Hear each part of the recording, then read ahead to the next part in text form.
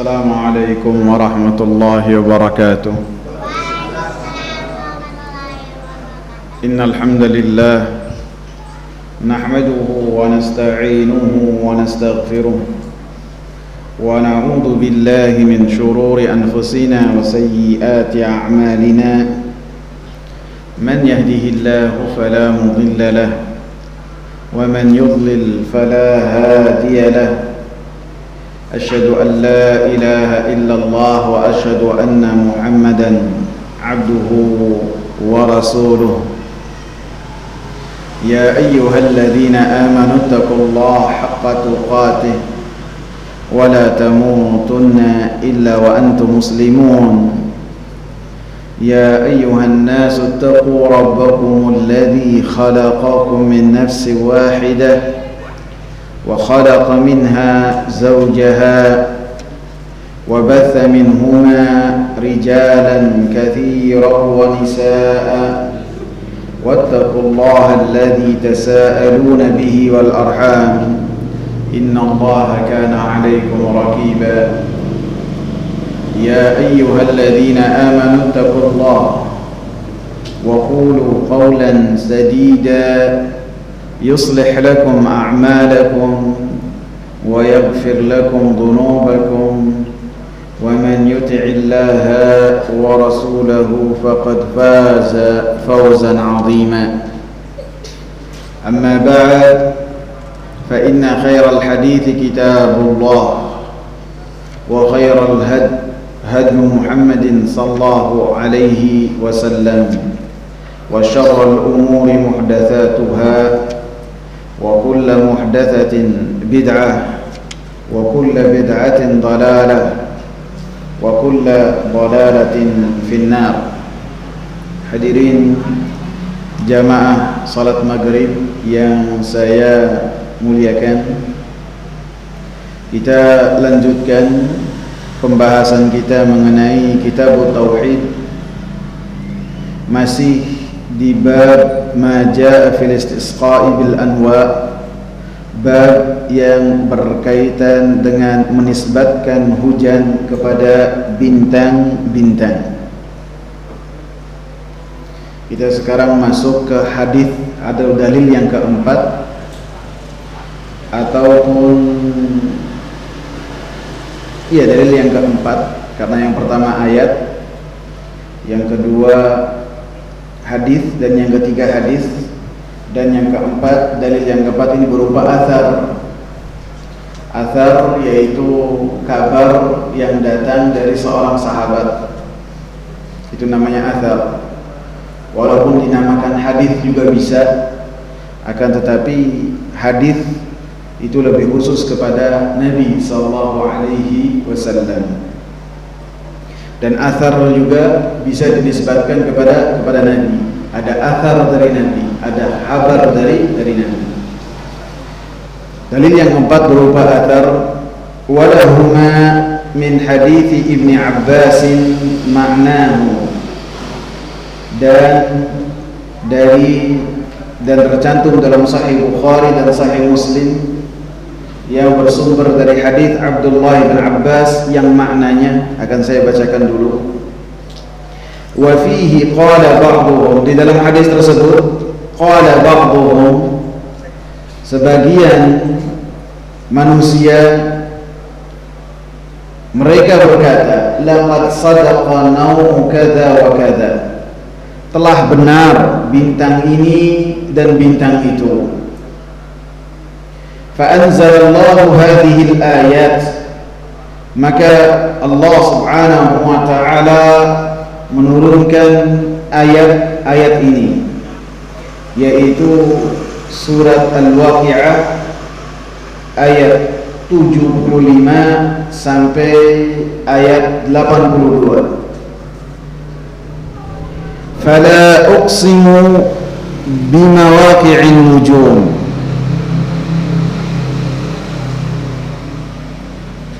Allah katakan, saya bersumpah dengan mawaqi'un nujum.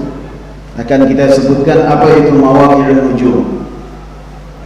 Wa innahu laqasamun law ta'lamuna 'azim, maka bahwasannya itu adalah sumpah yang besar apabila kalian mengetahuinya. Innahu laqur'anun karim, sesungguhnya itu adalah Al-Quran yang mulia. Fi kitabim maknun, di dalam kitab yang dijaga dan terjaga. La yamassuhu illa al-mutahharun, kitab tersebut tidaklah ada yang menyentuhnya kecuali yang telah disucikan. Tanzilun min rabbil alamin, ini adalah yang telah Allah subhanahu wa ta'ala turunkan, Rabb semesta alam. Afa bihadzal hadithi antum mudhinun, apakah dengan percakapan ini, dengan pembicaraan ini kalian mendustakannya? Wa taj'aluna rizqakum annakum tukadzibun, dan kalian mendustakan, kalian menjadikan rezeki yang kalian terima justru mendustakan dan tidak bersyukur kepada Allah subhanahu wa ta'ala. Kita baca lagi. Walahuma min hadithi Ibn Abbas, dan tercantum dalam Sahih Bukhari dan Sahih Muslim dari hadits Abdullah bin Abbas. Di sini disebutkan oleh Imam Ibn Utsaimin rahimahullah bahwasanya hadis ini yang tercantum dalam kitab ini hanya tercantum dalam Sahih Muslim saja. Jadi ketika dinisbatkan kepada keduanya, maka ini kurang tepat. Bisa jadi salah tulis, baik dari penulis ataupun yang telah menyusun kitab ini. Jadi hadis ini hanya dikeluarkan oleh Imam Muslim saja. Abdullah bin Abbas menceritakan, beliau adalah seorang sahabat yang telah dibawakan oleh Rasulullah SAW sebagai orang yang memahami dan dimudahkan untuk memahami Al-Quran dan menafsirkan ayat-ayat Al-Quran, sehingga banyak sekali penjelasan-penjelasan beliau di dalam tafsir Al-Quran yang berkaitan dengan tafsir ayat-ayat Al-Quran. Dan murid-murid beliau, seperti yang sudah sering saya sebutkan, sangat unggul sekali dalam menafsirkan Al-Quran Al-Karim, sangat unggul sekali. Lebih-lebih Al-Imam Al-Mujahid bin Jabr, beliau mengatakan, saya sudah khatam 3 kali membaca Al-Quran kepada Abdullah bin Abbas, 3 kali, dan ketiga-tiganya tidaklah dalam satu ayat kecuali saya bertanya kepada Abdullah bin Abbas tentang ayat tersebut. Apa maknanya, apa kandungannya, apa tafsirnya dari Abdullah bin Abbas. Akan tapi uniknya apabila kita buka kitab tafsir, kita dapati pendapat-pendapat Mujahid, Al-Imam Mujahid terkadang menyelisih pendapat-pendapat dari Al-Imam Abdullah bin Abbas. Bahkan yang lebih unik lagi, bahwasanya perkataan Al-Imam Mujahid di dalam tafsir Al-Quran apabila dikumpulkan itu bisa jadi 3 kali lipat daripada perkataan Abdullah bin Abbas yang dibawakan oleh para ulama. Anda paham nggak uniknya? Jadi Al-Imam Mujahid murid dan gurunya siapa? Abdullah bin Abbas. Tapi perkataan Al-Imam Mujahid di dalam tafsir Al-Quran yang telah dikumpulkan oleh para ulama itu lebih banyak daripada perkataannya Al-Imam Abdullah bin Abbas. Paham dari sini? Apa? Enggak, beliau termasuk orang yang mengkhususkan dengan Abdullah bin Abbas. Dan apabila kita perhatikan perkataan-perkataan Abdullah bin Abbas lebih banyak daripada perkataan-perkataan sahabat-sahabat senior seperti Abu Bakar, seperti Umar, seperti Uthman, seperti Ali dan sahabat-sahabat yang lainnya. Menunjukkan apa? Bukan berarti ketika seorang memiliki banyak perkataan, memiliki ilmu yang banyak. Siapa yang dia meragukan ilmunya Abu Bakar? Ada enggak? Enggak ada. Akan tapi perkataannya Abu Bakar As-Siddiq dalam menafsirkan Al-Quran bisa kita hitung. Akan tapi apabila kita lihat perkataannya Abdullah bin Abbas lebih banyak daripada perkataan sahabat-sahabat besar. Dan apabila kita bandingkan perkataan Imam Mujahid dengan perkataannya Abdullah bin Abbas, maka perkataannya Imam Mujahid lebih banyak daripada perkataannya Abdullah bin Abbas. Bahkan orang-orang ahli tafsir setelah zamannya Al-Imam Mujahid, perkataannya lebih banyak daripada perkataannya Al-Imam Mujahid itu sendiri. Artinya generasi salaf itu mereka dikenal dengan semakin mereka mendekati kepada generasi salaf, generasi para sahabat, maka perkataan-perkataan yang makin sedikit, akan tetapi di balik perkataan-perkataan mereka yang sedikit memiliki makna yang dalam apabila mereka mengeluarkan perkataan.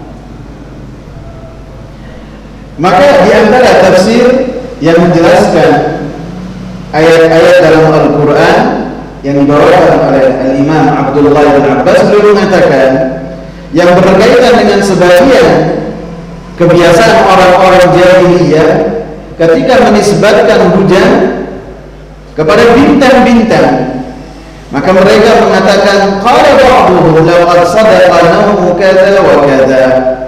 Sebagian dari manusia mereka apabila hujan turun, mereka mengatakan bintang ini itu telah benar, artinya tidak salah. Ketika bintang itu keluar dan dilihat oleh manusia, maka hujan turun, sehingga manusia pada saat itu menisbatkan hujan kepada bintang yang telah mereka lihat. Baik itu bintangnya terbit di waktu fajar, keluar di waktu fajar, ataupun tenggelam di waktu sore. Jadi mereka melihat semua. Ketika bintang ini dan bintang itu keluar, mereka mengatakan enggak meleset. Fa anzalallahu hadhil ayat, maka Allah Subhanahu wa taala turunkan ayat-ayat ini. Artinya dalam ilmu tafsir, apabila seorang sahabat mengatakan setelah menjelaskan satu perkara, kemudian membawakan satu ayat, kemudian dikatakan fa'anzalallah, maka Allah turunkan, artinya ayat yang dibacakan sangat berkaitan dengan sebab yang telah dijadikan muqaddimah dalam pembahasan tersebut. Sehingga termasuk dari sebab turunnya ayat ini yang dikatakan oleh Abdullah bin Abbas adalah ketika sebagian orang mengatakan bahwasanya bintang ini dan bintang itu tidak meleset, maka Allah Subhanahu wa taala menurunkan surat Al-Waqi'ah dari ayat 75 sampai 82.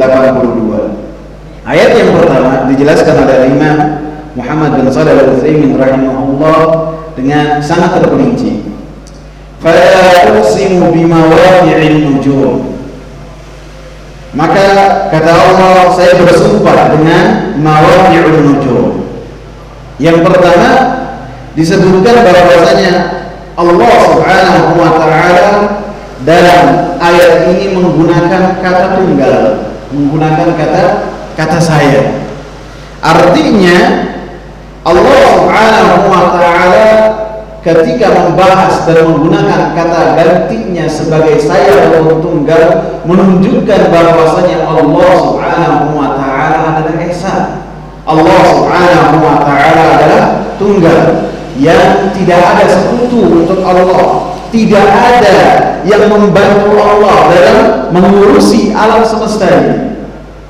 Akan tetapi dalam ayat-ayat lain terkadang kita dapati bahwasanya Allah Subhanahu wa taala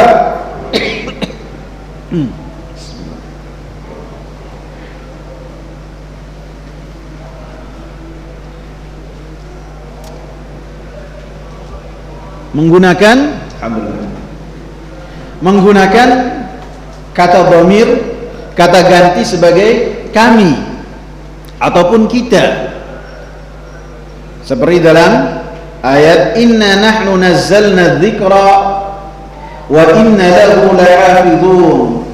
Sesungguhnya kami yang menurunkan az-zikr Al-Quran dan kami juga yang menjaganya. Di dalam surat Yasin ayat 12 Allah katakan inna nahnu nuhyil mauta wa naktubu ma qaddamu wa atharahum. Sesungguhnya kamilah yang menghidupkan orang-orang yang mati. Orang yang mati Allah lah yang menghidupkan. Wa naktubu ma qaddamu, dan kamilah yang menulis apa-apa yang telah mereka lakukan dan bukti-buktinya dan dampak-dampaknya. Alhasil dalam dua ayat ini Allah Subhanahu wa taala menggunakan kata ganti dengan jamak, dengan artinya kami.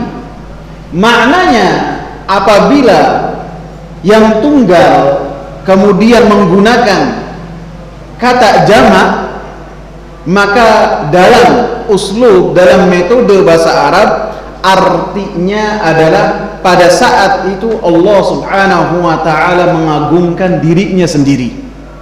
Bukan berarti Allah itu berbilang, bukan berarti Allah Subhanahu wa taala itu lebih dari satu, tidak. Ketika Allah menggunakan kata kami dan kami, kalau menggunakan metode bahasa Arab, uslub bahasa Arab yang dengannya Al-Quran diturunkan, apabila seorang pembicara dia sendiri dan dia menggunakan kata inna, nahnu, inna, artinya dia mengagungkan dirinya sendiri, mengagungkan dirinya. Begitu juga Allah Subhanahu wa taala ketika membahas dalam Al-Quran menggunakan kata ganti nahnu, maka artinya yadullu 'alal 'azamah, menunjukkan akan keagungan Allah Subhanahu wa taala. Paham sampai sini ya, kawan? Paham apa bingung? Paham ya? Bingung? Hah? Paham ya? Kemudian dalam ayat ini Allah Subhanahu wa taala bersumpah. Allah Subhanahu wa taala bersumpah dengan mawaqi'un nujum, dan Allah Subhanahu wa taala bersumpah dengan makhluknya. Dan Allah Subhanahu wa taala ketika bersumpah dengan makhluknya, maka itu Allah Subhanahu wa taala melakukan sesuai dengan kehendaknya, dan kita tidak boleh menanyakan apa yang dilakukan oleh Allah Subhanahu wa taala. Allah bersumpah dengan waktu, Allah Subhanahu wa taala bersumpah dengan kuda-kuda yang berlari dalam medan perang. Allah Subhanahu wa taala bersumpah dengan waktu fajar, bersumpah dengan waktu duha, bersumpah dengan kota Mekah, dan banyak yang sumpah Allah Subhanahu wa taala jadikan dalam Al-Quran. Akan tetapi kita tidak boleh bersumpah kecuali atas nama Allah Subhanahu wa taala dan sifat-sifatnya. Rasulullah sallallahu alaihi wasallam mengatakan, "Man kana halifan billahi falyahlif billah." Siapa di antara kalian yang dia hendak bersumpah, maka bersumpahlah dengan nama Allah. Maka perintah dari Rasulullah untuk kita duduk aja nak. Duduk. Untuk kita bersumpah hanya dengan nama Allah Subhanahu wa taala, dengan nama-namanya yang husna ataupun dengan sifat-sifatnya. Adapun selain dengan nama Allah Subhanahu wa taala, maka itu tidak boleh, dilarang, dan termasuk kesyirikan kepada Allah Subhanahu wa taala. Dengan selain Allah, maka itu tidak boleh. Baik dengan nabi, baik dengan malaikat, baik dengan siapa saja, maka tidak boleh bersumpah dengannya. Kalau dalam bahasa Indonesia sumpah itu gimana bentuknya? Menggunakan kata demi, ya. Maka ungkapan kata demi, dan apabila seorang ketika mengucapkan yang niatnya adalah bersumpah, tidak boleh ditambahkan kecuali dengan Allah Subhanahu wa ta'ala. Demi Allah. Adapun selain nama Allah, maka tidak boleh. Tidak boleh juga bersumpah dengan Ka'bah, tidak boleh. Akan tetapi apabila seorang ingin bersumpah, maka dengan mengatakan demi yang memiliki Ka'bah. Dan tidak boleh juga kita mengatakan apalagi demi cintaku padamu, demi rasa sayangku kepadamu misalnya. Apabila niatnya adalah bersumpah, maka ini ingat apa? Kesyirikan kepada Allah Subhanahu wa ta'ala. Jadi tidak boleh kita bersumpah kecuali atas nama Allah Subhanahu wa ta'ala ataupun dengan sifat-sifat Allah Subhanahu wa ta'ala. Contoh dengan sifat-sifat Allah seperti apa? Yang sering diucapkan oleh Nabi sallallahu alaihi wasallam, "Walladzi nafsi biyadihi," maka demi jiwaku yang berada di tangannya, karena jiwa-jiwa kita berada di tangan Allah Subhanahu wa ta'ala. Allah Subhanahu wa ta'ala membolak-balikkan hati-hati kita dan jiwa-jiwa kita ini sesuai dengan kehendak Allah Subhanahu wa ta'ala. Kemudian disebutkan oleh Al-Imam Muhammad bin Shalih Al-Utsaimin rahimahullah, maka kata beliau, apa faedah dari ketika Allah Subhanahu wa ta'ala bersumpah dalam Al-Quran? Bukankah semua perkataan Allah Subhanahu wa ta'ala adalah perkataan yang benar walaupun tanpa sumpah, kata beliau. Bukankah ketika perkataan Allah Al-Quranul Karim dibawakan kepada orang-orang yang beriman walaupun tanpa sumpah, maka mereka akan beriman terhadap Al-Quranul Karim. Dan beliau mengatakan, apabila yang mendengarnya adalah orang-orang yang bukan orang yang beriman, mendengarkan Al-Quran, mendengarkan kalamullah, dan di dalamnya ada sumpah ataupun tidak ada sumpah, maka mereka tidak akan beriman. Seperti yang telah Allah Subhanahu wa ta'ala katakan, "Walakin ataital ladzina utul kitaba bikulli ayatin ma tabi'u qiblatak."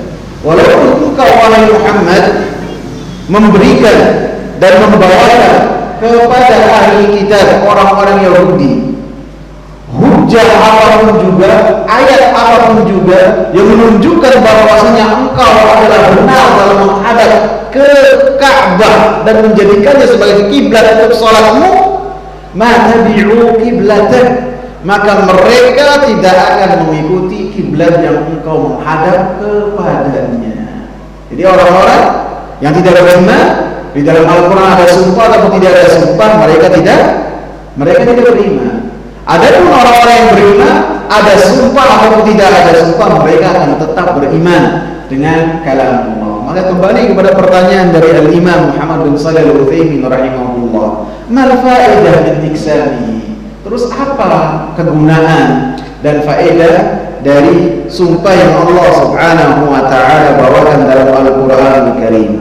Maka beliau sebutkan ada lima faedah. Yang beliau katakan, yang pertama, bahwasanya bersumpah dalam menegaskan tentang perkara dan pembahasan adalah termasuk dari uslubun Arabi, termasuk dari metodenya orang-orang Arab ketika mereka berbicara. Walaupun perkara yang mereka tegaskan dan tekankan adalah sesuatu yang diketahui oleh seluruh orang yang berbicara dengannya, akan tetapi ini adalah metodenya orang-orang Arab ketika mereka menyampaikan. Walaupun hal itu adalah sesuatu yang maklum, maka mereka bersumpah untuk menegaskan dan menekan kebenaran tentang apa yang mereka bahas. Dan Al-Quran turun dan diturunkan oleh Allah Subhanahu wa ta'ala dengan bahasa apa? dengan bahasa Arab, dan tentu dengan metode orang-orang Arab yang mereka berbicara dengannya.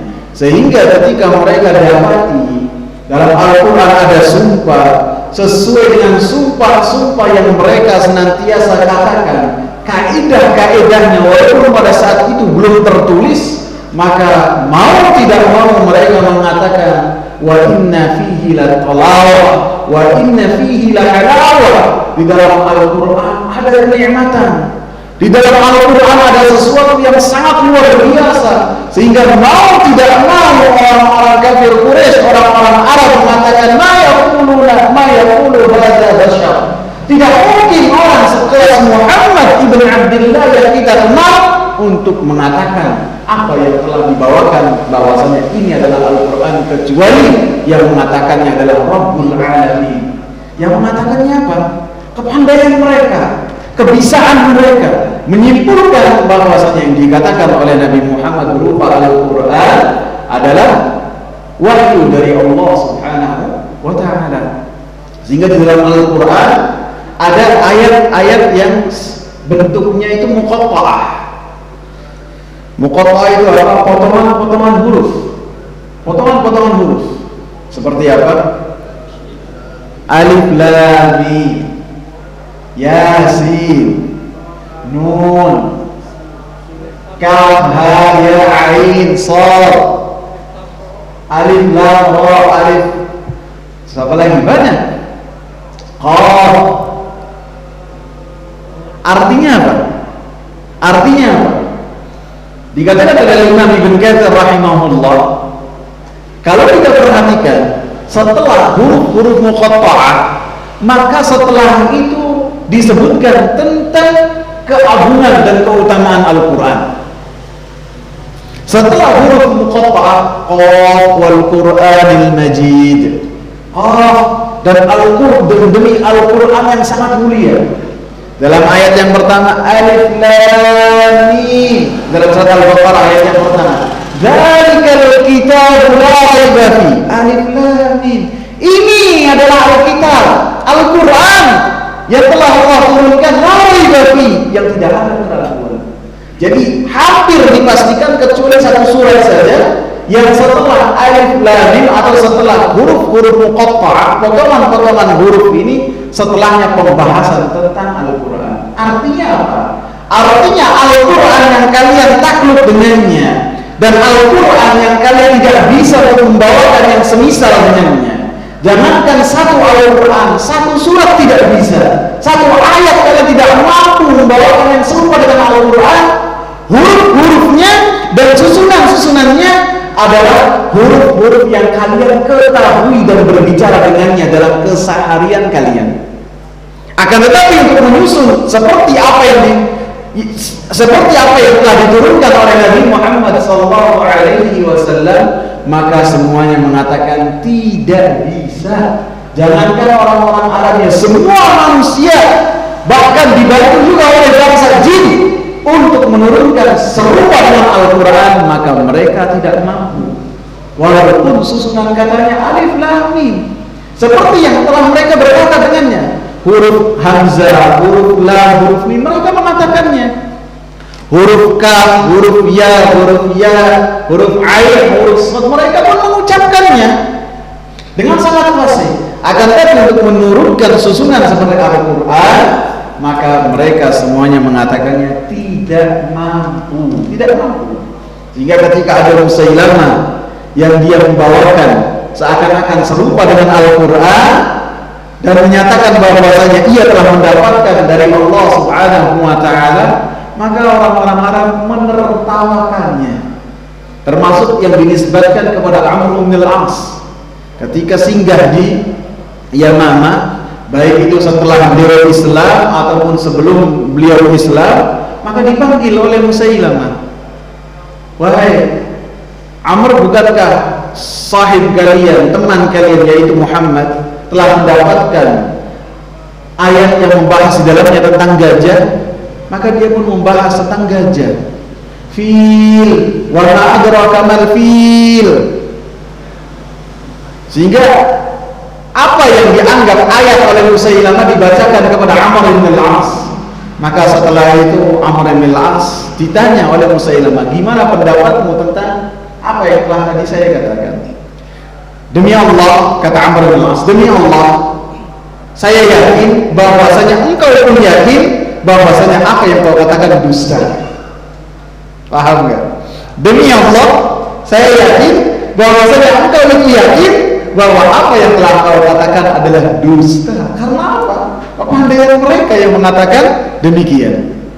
Jadi Al-Quran turun dengan menggunakan bahasa Arab, dan termasuk metode dan uslub bahasa Arab adalah yang berkaitan dengan sumpah. Sampai sekarang pun mereka menggunakan sumpah. Yang kedua, faedah yang kedua, bahwasanya seorang yang beriman akan bertambah yakin dengan perkara-perkara yang telah dijadikan sumpah oleh Allah Subhanahu wa ta'ala, sehingga sumpah-sumpah tersebut akan lebih menguatkan keyakinan seorang hamba, seperti yang telah Allah Subhanahu wa ta'ala katakan yang berkaitan dengan Nabi Ibrahim. Jadi seorang hamba sudah yakin bahwasanya tentang kalamullah, tentang kebenaran kalamullah. Akan tetapi ketika Allah Subhanahu wa ta'ala tambahkan dengan sumpah-sumpah, maka ia pun akan menjadi lebih yakin dengan keyakinan yang dia miliki sebelumnya.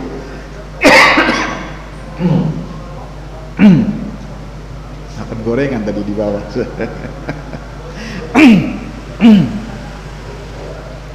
Seperti firman Allah Subhanahu wa ta'ala yang membahas tentang Nabi Ibrahim alaihi salam, Rabbi arini kaifa tuhyil mauta, qala awalam tu'min, qala bala walakin liyatma'inna qalbi. Nabi Ibrahim alaihi salam berkata kepada Allah, ya Allah, tunjukkanlah kepadaku bagaimana Engkau menghidupkan orang-orang yang telah mati. Maka kata Allah, bukankah engkau ini telah beriman terhadap perkara tersebut? Maka Nabi Ibrahim mengatakan, tentu, bala, ya, saya sudah beriman. Walakin liyatma'inna qalbi, akan tetapi supaya hatiku ini lebih tenang, lebih yakin di atas keyakinan.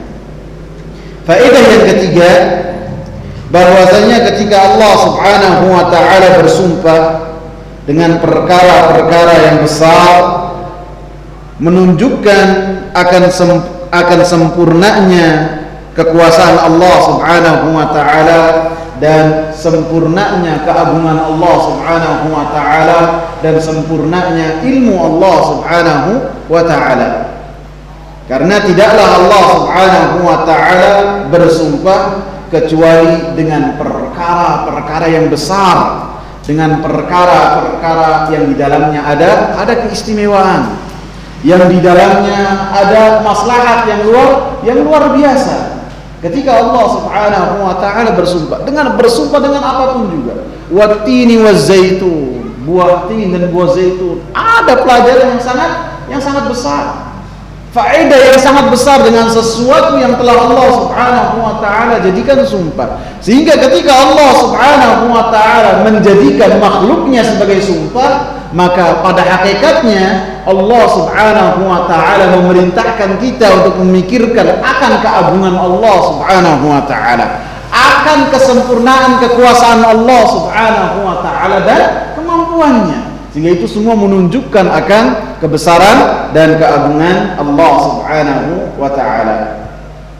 Yang keempat, at-tanwihu bihalil muqsami bihi, untuk kita memperhatikan dengan apa yang telah dijadikan oleh Allah sumpah. Agak mirip dengan yang ketiga.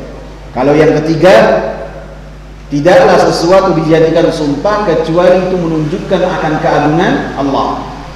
Yang keempat, tidaklah sesuatu dijadikan sumpah oleh Allah Subhanahu wa ta'ala kecuali hal tersebut adalah sesuatu yang memiliki keistimewaan, seperti yang sudah tadi saya sebutkan.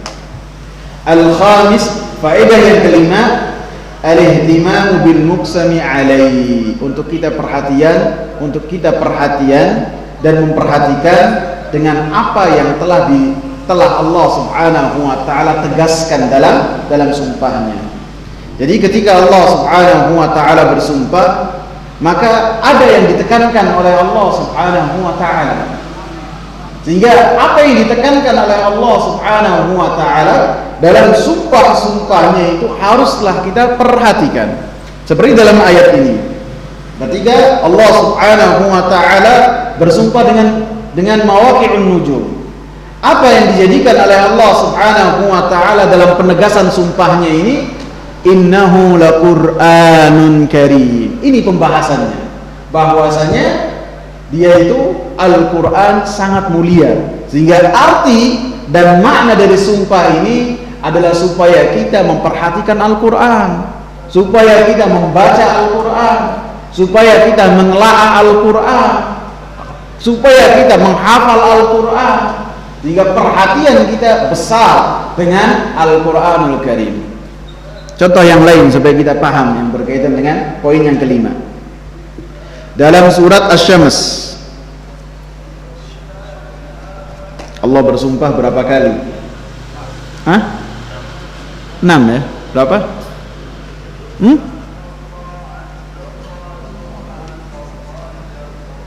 Kalau enggak 7, 8. Dalam surat Asy-Syams, matahari. 6 ya? Apa 7? 7 kali.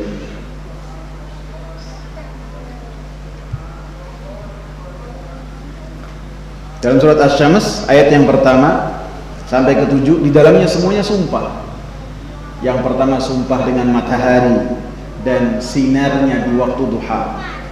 Yang kedua bersumpah dengan bulan yang mengganti posisi matahari. Apabila matahari berlalu tenggelam, maka bulan Allah munculkan. Setelah itu Allah Subhanahu wa taala yang ketiga bersumpah dengan waktu siang. Kemudian yang keempat Allah Subhanahu wa taala bersumpah dengan waktu malam apabila menutupi siang. Yang kelima Allah Subhanahu wa taala bersumpah dengan langit dan yang telah menciptakan langit. Yang keenam Allah Subhanahu wa taala bersumpah dengan bumi dan zat yang menghamparkan bumi. Yang ketujuh Allah Subhanahu wa taala bersumpah dengan jiwa-jiwa dan yang telah menciptakan jiwa-jiwa kita ini. Setelah itu apa yang ditekankan oleh Allah Subhanahu wa taala setelah 7 sumpah yang luar biasa dalam satu pembahasan? Apa itu? Qad aflaha man zakkaha. Sungguh beruntung orang-orang yang mensucikan hatinya. Ini menunjukkan kesucian hati. Ini adalah perkara yang harus kita perhatikan. Jangan hanya sibuk dengan penampilan luar saja. Hati harus kita perhatikan. Karena Allah Subhanahu wa taala memberikan penegasan untuk orang-orang yang mensucikan hatinya dengan keberuntungan dan keselamatan. Tentu keberuntungan di dunia dan keberuntungan di akhirat. Dengan 7 sumpahnya. Sehingga perkara yang berkaitan dengan hati, idza salahat salahal jasadu kullu wa idza fasadat fasadal jasadu kullu. Apabila benar maka akan benar semua, apabila saleh akan saleh semua. Apabila salah hati ini, rancu hati ini, rusak hati ini, maka seluruh anggota badannya akan rusak. Ucapannya akan rusak, tindak tanduknya akan rusak, tidak ada kesalehan di dalamnya. Ditegaskan oleh Allah dengan apa? 7 sumpah. Maka ketika Allah Subhanahu wa taala bersumpah, setelahnya ada penegasan, maka al-muqsamu alaih yang ditegaskan dalam sumpah-sumpahnya itu artinya wa annahu jadirun bil inayati wal itsbat. Harus kita memperhatikan. Harus kita berupaya untuk menelaah dan mengamalkan apa yang telah dijadikan dan ditegaskan oleh Allah Subhanahu wa taala dalam sumpah-sumpahnya. Kemudian di sini disebutkan wa mawaqi'in nujum. Allah Subhanahu wa ta'ala bersumpah dengan nujum, dengan mawaqi', artinya letak nujum. Nah, nujumnya ini para ulama berbeda pendapat. Ada yang menafsirkan nujum ini seperti yang sudah kita bahas, artinya adalah bintang-bintang yang kita lihat. Ada juga yang menafsirkannya adalah nujumul Quran. Nujumul Quran artinya pembagian Al-Quran ketika diturunkan oleh Allah Subhanahu wa ta'ala sedikit demi sedikit sesuai dengan kejadian. Karena Al-Quran diturunkan oleh Allah Subhanahu wa ta'ala 2 kali. Yang pertama adalah Allah Subhanahu wa ta'ala turunkan di langit dunia dan dijaga oleh malaikat, dan Allah Subhanahu wa ta'ala turunkan selama 20 malam dan dijaga oleh malaikat. Nah, kemudian malaikat Jibril alaihi salam membawa perkataan-perkataan Allah tersebut kepada Nabi Muhammad sallallahu alaihi wasallam lebih dari 20 tahun. Jadi Allah turunkan selama 20 malam sampai ada di langit dunia. Kemudian Allah Subhanahu wa ta'ala turunkan melalui malaikat Jibril selama lebih dari 20 tahun, lebih tepatnya 23 tahun. Yang pertama, ayat yang pertama apa? Iqra bismi rabbikal ladzi khalaq. Ayat yang terakhir apa? Ayat yang pertama Al-Alaq. Ayat yang terakhir ayat yang terakhir surat Al-Baqarah, wattaqu yawman turja'una fihi ila Allah. Surat Al-Baqarah sebelum ayat den, sebelum ayat yang membahas tentang hutang, ada ayat wattaqu yawman turja'una fihi ila Allah thumma tuwaffa kullu nafsin ma kasabat wa hum la yudlamun. Surat Al-Baqarah ayat 281, itu yang terakhir. Jadi alhasil Allah Subhanahu wa ta'ala bersumpah dengan bintang-bintang, dengan letak-letak bintang, dengan makna yang pertama dari tafsir dari mawaqi'un nujum. Tafsir yang kedua dengan ayat-ayat Al-Quran yang Allah Subhanahu wa ta'ala turunkan kepada Nabi Muhammad sallallahu alaihi wasallam secara berurutan sesuai dengan kejadian yang terjadi pada Nabi Muhammad sallallahu alaihi wasallam. Walaupun yang lebih dekat dengan apa yang dikatakan oleh Abdullah bin Abbas adalah makna yang pertama, yang lebih dekat. Karena Abdullah bin Abbas mengatakan apa? Ketika sebagian orang mengatakan bahwasanya bintang ini tidak meleset, bintang itu benar ketika dinisbatkan kepada hujan, maka Allah Subhanahu wa ta'ala turunkan fala uqsimu bimawaqi'in nujum sampai selesai. Jadi yang lebih tepat adalah makna yang pertama. Akan tetapi makna yang kedua pun dikatakan oleh Al-Imam Muhammad bin Shalih Al-Utsaimin rahimahullah, apabila satu ayat memiliki 2 tafsir ataupun 3 tafsir yang mana keseluruhannya tidak saling bertentangan, maka kita bawakan semua. Lebih-lebih perkataan-perkataannya adalah dikatakan oleh para sahabat ataupun oleh para tabi'in.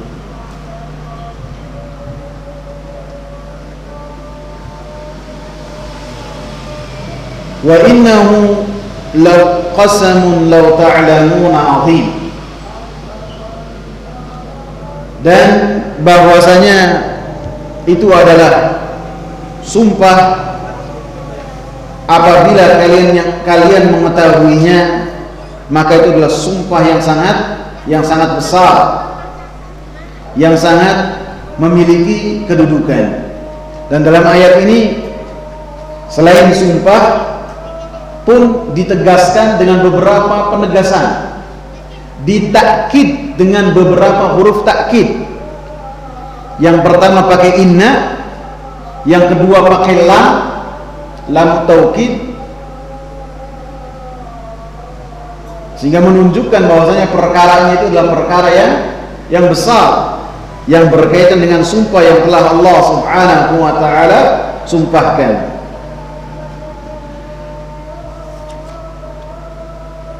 Innahu laqur'anun karim. Maka sesungguhnya itu adalah Al-Qur'an yang sifat Al-Qur'an tersebut adalah karim.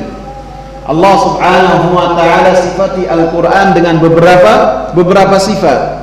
Di dalam ayat ini Allah Subhanahu wa taala mensifati Al-Qur'an dengan karim. Karim itu artinya dermawan. Artinya banyak kebaikan-kebaikan di dalamnya. Memberikan kebaikan-kebaikan kepada orang yang dekat dengan Al-Qur'an. Ataupun karim juga memiliki makna bahwasanya Al-Qur'anul Karim adalah indah, adalah bagus, adalah mempesona. Jadi kedua-duanya bisa kita pahami dengan makna yang telah kita sebutkan. Yang pertama artinya banyak pemberiannya.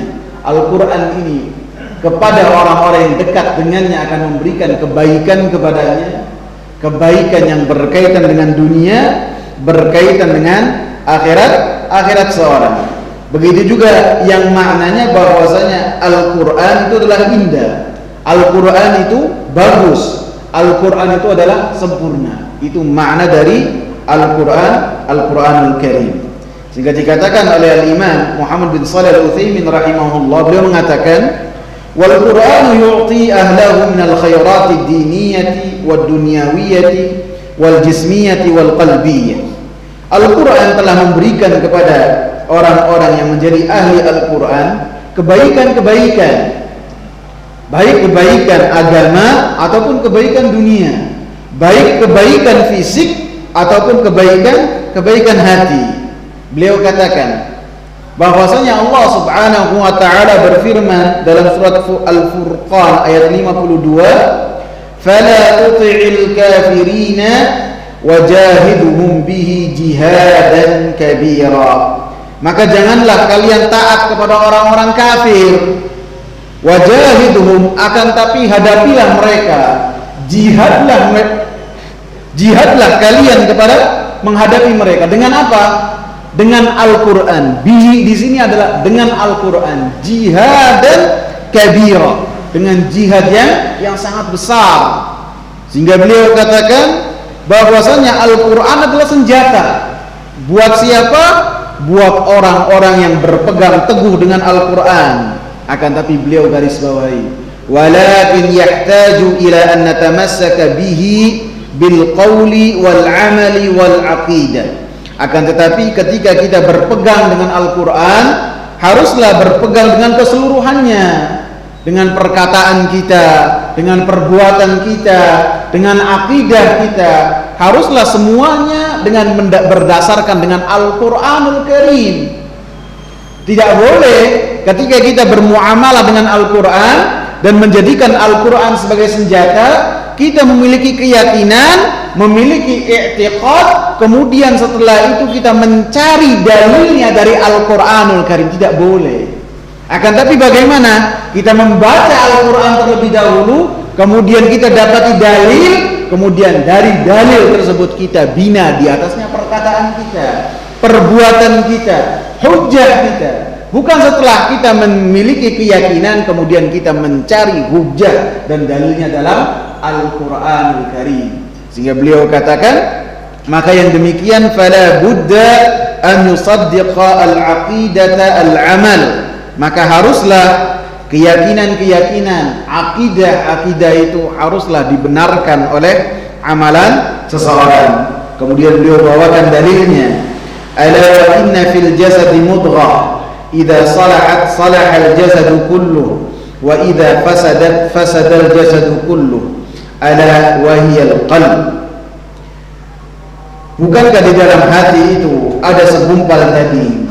Apabila baik hatinya berupa keyakinan yang benar, maka seluruh tubuhnya juga akan dalam keadaan baik, dalam keadaan bertakwa. Apabila hatinya bertakwa, Akan tapi apabila segumpal ini dalam keadaan rusak, rancu dan kotor, maka seluruh tubuhnya juga akan menunjukkan perbuatan yang kotor lagi rusak.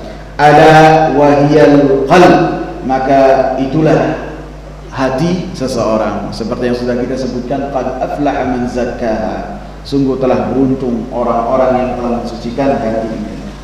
Wa wasafa Allahu al-Qur'ana fi ayatin ukhra bi annahu majid, dan Allah Subhanahu wa taala telah mensifati Al-Qur'an di dalam ayat yang lain bahwasanya Al-Qur'an adalah majid. Majid itu artinya mulia, yang di dalamnya ada keagungan, yang di dalamnya ada kemuliaan dan kekuatan, dan semuanya tergabung dalam Al-Qur'anul Karim. Yang berikutnya adalah fi kitabin maknun. Al-Quran ini ada di dalam kitab yang dijaga. Maka para ulama berbeda pendapat tentang makna dari fi kitabin maknun. Apa itu makna dari kitabin maknun? Sebagian ulama menafsirkannya dengan Al-Lauhul Mahfuz.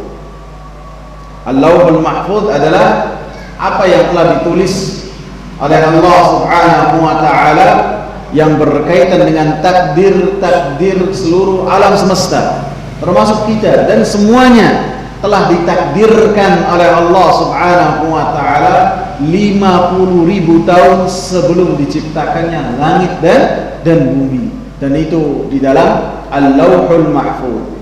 Makna yang kedua yang berkaitan dengan Kitabul Maknun, dan makna yang kedua ini adalah pendapat dari Al-Imam Ibnul Qayyim rahimahullah. Beliau mengatakan Kitabul Maknun adalah yang tercantum dalam surat Abasa ayat 11 sampai 15. Kalla innaha tadhkirah faman syaa'a dzakara. Maka sekali-kali tidak, itu adalah peringatan. Siapa yang menghendaki maka dia mendapatkan peringatan dari Al-Quran tersebut. Fi suhufim mukarramah, dan Al-Quran tersebut di dalam lembaran-lembaran yang dimuliakan. Marfu'atin mutahharah, dan terangkat di atas, mutahharah, dan disucikan. Bi aidi safarah, di tangan para malaikat-malaikat. Maka Imam Ibnul Qayyim rahimahullah menafsirkan fi kitabin maknun itu adalah lembaran-lembaran yang ada di tangan malaikat yang Allah Subhanahu wa taala turunkan di langit dunia, yang kemudian diturunkan Al-Qur'an tersebut kepada malaikat, kepada Nabi Muhammad melalui malaikat Jibril. Jadi antum pahami kenapa para ulama berbeda pendapat tentang mawaqi'un nujum, apakah artinya bintang ataukah ayat-ayat yang Allah Subhanahu wa taala turunkan secara berurutan. Karena makna dari fi kitabim maknun adalah ayat-ayat atau Al-Qur'anul Karim yang Allah Subhanahu wa taala turunkan di langit dunia, kemudian dijaga oleh para malaikat-malaikat, yang malaikat tersebut disifati oleh Allah Subhanahu wa taala dalam ayat ini, la yamassuhu illa al-mutahharun. Kitab tersebut, lembaran-lembaran tersebut yang ada di langit dunia, la yamassuhu illa al-mutahharun, tidaklah menyentuhnya kecuali yang telah disucikan. Yaitu siapa? Para malaikat. Al-Quran yang telah Allah Subhanahu wa ta'ala turunkan di langit dunia secara langsung, secara sekaligus, kemudian setelah itu diturunkan secara berurutan. Ketika di atas langit dunia itu dijaga oleh para malaikat-malaikat, la yamassuhu illa al-mutahharun, dijaga kecuali oleh malaikat-malaikat, sehingga jin, sehingga syaitan ketika mau mendekati apa yang telah Allah Subhanahu wa taala turunkan, maka mereka tidak akan mampu untuk mendekati, karena tidak ada yang menyentuhnya kecuali para malaikat yang mereka telah disucikan oleh Allah Subhanahu wa taala, yang mereka adalah makhluk-makhluk yang sangat tunduk dan patuh kepada Allah Subhanahu wa taala. Sifat mereka la ya'sunallaha ma amarahum, senantiasa patuh terhadap apa yang telah diperintahkan oleh Allah Subhanahu wa taala kepada mereka. Sehingga dikatakan oleh Al-Imam Ibn Shalih Al-Utsaimin rahimahullah, beliau mengatakan bahwasanya di dalam ayat ini ada satu isyarat bahwasanya orang-orang yang makin dekat dengan Al-Qur'an, makin paham dengan Al-Qur'an adalah orang-orang yang bersih hatinya, orang-orang yang jauh dari kemaksiatan kepada Allah Subhanahu wa taala. Adapun orang-orang yang mereka hatinya dipenuhi dengan kotoran berupa kemaksiatan kepada Allah Subhanahu wa taala, baik dosa kecil ataupun besar, maka dia adalah orang yang paling jauh dari Al-Qur'an. Jangankan untuk memahaminya, jangankan untuk menelaahnya, untuk membuka Al-Qur'anul Karim dan membacanya maka sangat berat sekali. Tergantung dari kebersihan hati seseorang sehingga dia mampu untuk menelaah dan memahami Al-Qur'anul Karim. Sehingga seorang Al-Imam Syafi'i rahimahullah dalam kisahnya yang sangat terkenal dengan Al-Imam Waqi', Imam Waqi', beliau mengatakan syakautu ila Waqi' su'a hifzi. Saya berkeluh kesah kepada guru saya Al-Imam Waqi' dengan jeleknya hafalanku. Padahal Imam Syafi'i ini kalau masuk pasar, telinga beliau ditutup dengan kapas. Takut apa? Orang lagi tawar-menawar apal semua. Jadi orang lagi ngobrol apa? Ada yang nawar daging, ada yang nawar bahan, ada yang nawar emas. Takutnya beliau jalan apal semua. Ditutup telinganya, jangan sampai apal. Jangan sampai. Tapi beliau merasa bahwasanya hafalannya jelek. Ketika datang kepada Imam Waqi', gurunya Waqi' bin Jarrah, maka fa'arsyadani ila tarkil ma'asi. Maka Imam Waqi' memberikan nasihat supaya saya meninggalkan kemaksiatan.